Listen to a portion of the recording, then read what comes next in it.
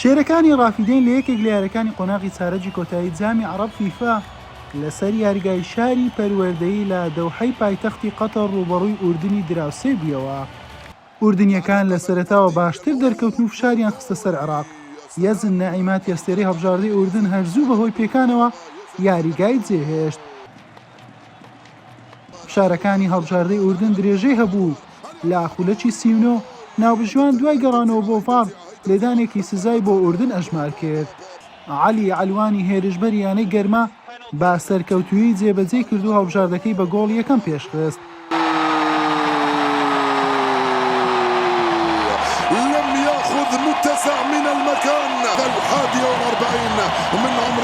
شێرەکانی ڕافیدەین لا نیوەی یەکەم نەیانتوانی وەڵامی تیپی بەرامبەر بدەنەوە.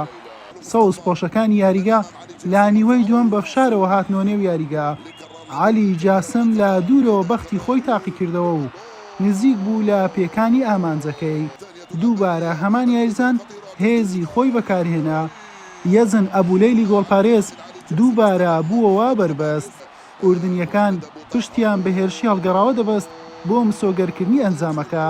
شێرەکانی ڕافیدەینیش لە 90 خولەکی کاتی ئاسایی و 6 خولەکی زیادکراویش نەیانتوانی بە گۆڵ بگەن و لە یاریەکە تووشی شکست هاتن.